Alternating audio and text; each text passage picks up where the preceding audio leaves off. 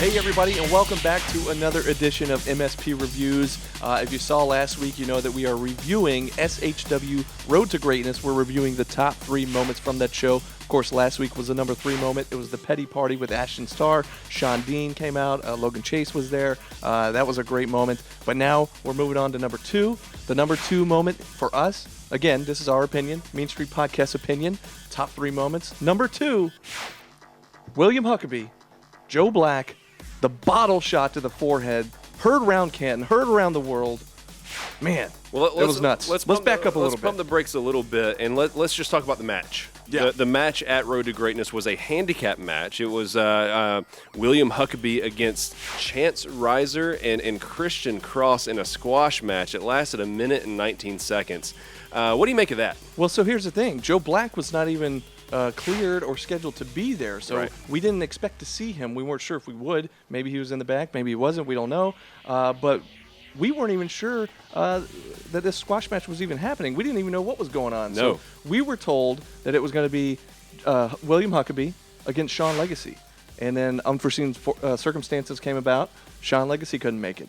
Huckabee was on the mic, and he was talking about how the replacement then canceled and couldn't make it. And then apparently another replacement canceled and couldn't make it. So now they're just sending out these 2 guys who we were unfamiliar with. True. Until they hit the ring, and they were going by the team name Millennial or something like that. Yeah. And it's a handicap match. So And- it's and 2 on I mean, 1. And I think I even said this on commentary that even though it's 2 on 1, I still think Huckabee had the size advantage because these 2 guys weren't that big, and Huckabee's a big dude. Absolutely. I mean, to combined, I think Huck still weighed more than they did, like you said. And I think that this really set up the size and the strength of William Huckabee, showcasing to the Southern Honor Wrestling crowd that he is a serious, legitimate threat to Joe Black, who is the killer weight. He's over like crazy with SHW fans. We know what he's capable of doing. He's worked through so much through a serious knee injury. He came back when he wasn't quite 100% and still put on an incredible showcase of his athletic prowess.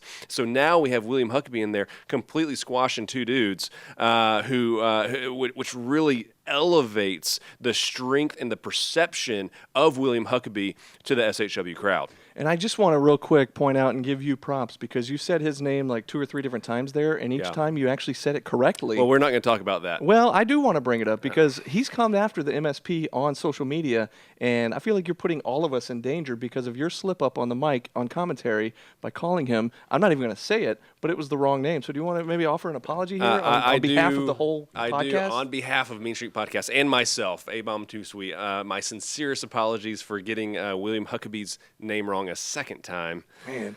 Ouch. Anyways, I will say though it was rather funny because I could see it on your face when you said it that this was like a legit accident because if you're watching this right now, just know that as soon as I said it, I didn't even realize I said it. You're coming out of the ring and I hear you say it and I immediately was like, William Huckabee, and your face was like, oh, I can't believe I did that again. My face was in my hands. I'm just going to call you Huck from now on. Huck, yeah, just keep it simple. Call you Huck. So anyway, let's talk about the Huck and Black connection. Yeah, so Sound and the Fury. Right. Yeah. So so we're going to back up a second and talk about their history, kind of what started this whole feud anyway, because these guys, as far as we knew, were like brothers. That's right. As close as brothers, maybe even closer. And they made up the team of the Sound and the Fury.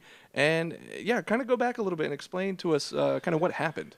Yeah, if you want to hear about that, you can easily go back and watch or listen to the Joe Black interview with the Mean Street Podcast. We interviewed him a couple months ago, I think it was. Yeah, it's a great episode. And also not only that, but Dylan Freimeyer and the SHW crew put together an incredible 2 or 3 part mini documentary. That was really, really well done on their background. So I don't want to go too into depth there. So I want you to go and check those videos out and check that podcast out.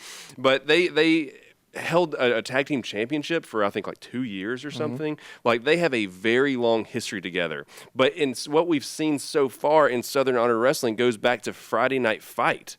Do you remember what happened? I believe was that when it was a singles match between Owen Knight and Joe Black? That's absolutely correct. And William Huckabee was in the crowd. Again, with the knee injury. Joe Black was fighting the knee injury, but he's still in there putting on a match anyway. So he wasn't quite 100%. Right. He got put in a crossface or something. I believe it was Owen Knight's submission move, the clock out. I think he was locked into that.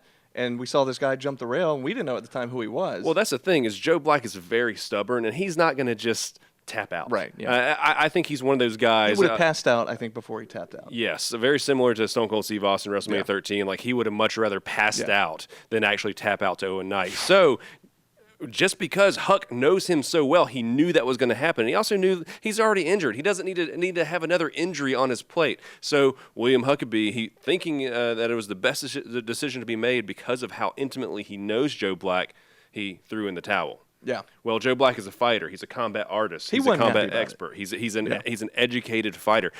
He didn't like that at all. Nope. So anyway, they seem to make up. And then you have the following month at Southern Honor Wrestling at the Action Building, you Summer Heat. That's right. Which I believe was in July. Yeah, and it was a tag match, right? It was a tag match against the Sound and Fury, William Huckabee and Joe Black. Reuniting for the first time in like a few years. And it feels so good. Yeah. And against the New Era, which I believe that matchup was Owen Knight and David Ali. And our favorite, David Ali. David Ali. Hey, it was pretty good as well. Yeah, not too bad. Yeah. Okay. And that was great. And I think what that match really showcased was this is a well-oiled team. Huckabee and Black, they know each other so well. They work with each other so well. Mm-hmm. And it ended pretty well. It just represented them well as a tag team. Sound and the Fury went over in that match, and it was a great match when all was said and done. But Sound and Fury won. Everything looked like it was on the up and up as far as we knew. Right. So then, fast forward to Rumblejack. Yep, that was the August show. Yeah. And there was a singles competition. Mm-hmm. Joe Black versus Owen Knight of the New Era once again. Mm-hmm. And then things just went awry. Yeah. What happened after the match? One of the most sickening things we've ever actually seen in person. Not just one. 2 sick chair shots to the head, right to the front of the skull, to Joe Black from William Huckabee. The crowd was stunned. We were stunned. I mean, I couldn't believe what we were seeing. It was an unprotected headshot. It was sickening. I did not want to see that. That used to be commonplace, like back in the Attitude Era, but that's not something you see all the time now. Here's the thing, though.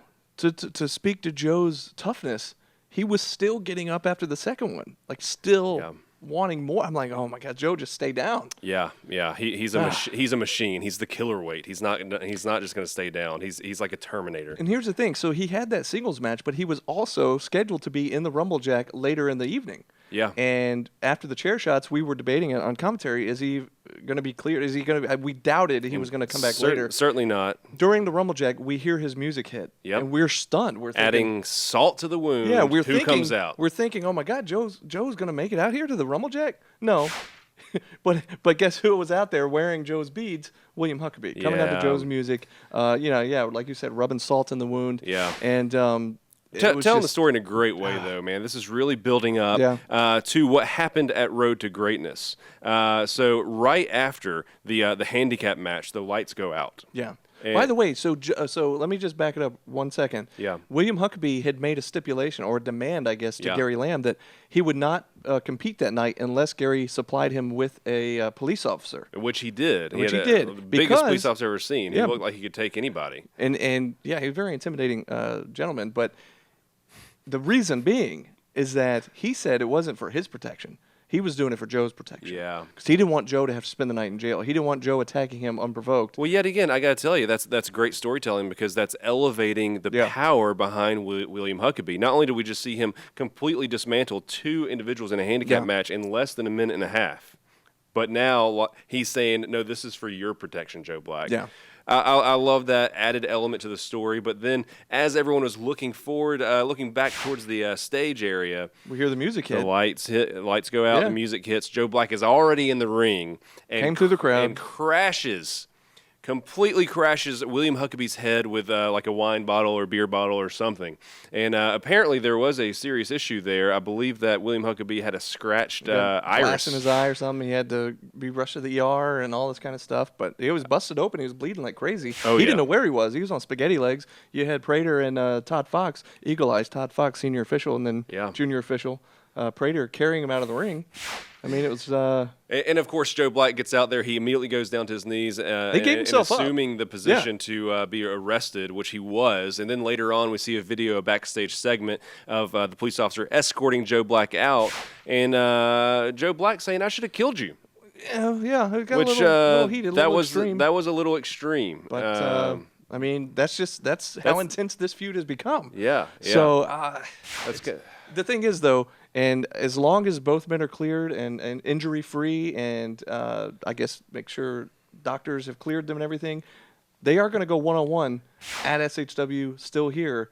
And it's already been announced. It's on the poster. So this is going to be the culmination. Show, I'm telling you what, War Games is set up to be a completely incredible night for the sport of professional wrestling. Not only do you have the War Games match itself, which we'll get to next week because it has to do with all the main event chaos going on, but you also have this culmination of this storyline as well of Joe Black versus William Huckabee. Yep. What's going to happen? Who's going to go over? I have no idea, but I know that I'm going to be there. Yeah, like we said last week too. Could the 1 year anniversary show still here? Could that be kind of a reset? Could it be resetting feuds or setting up new feuds? Like so will this be an end Thanos to the feud? snap. Yeah, will it be an end to the feud? Will it be, just who knows? I don't know. We don't know who's going to win, but like you said, it's been great storytelling, and that's something SHW does such a great job at for the whole year that it's been in existence. Yeah. Just building these stories month after month. And now it's culminating at the big show. And every time, just a couple weeks here. I will say this in closing. Every time I try to anticipate and think I know what's going to happen, I'm completely wrong at a Southern Honor Wrestling show because you never know what's going to happen and you never know who's going to show up. Yeah. But one thing that with two people you know who's going to show up, Mean Street Podcast. That's right. And we're going to be there to deliver some unbiased journalistic integrity at Southern Honor Wrestling Still Here, which is coming up in a couple weeks. Yep. At the Action Building. You can definitely still get tickets at southernhonorwrestling.com. Yep. Find them on Facebook. Easy to get. $10 will get you in the door. So we'll see you there. We'll see you there, but we'll also see you right back here next week as we talk about the #1 moment from SHW Road to Greatness. This is MSP Reviews. And folks, we're out of time.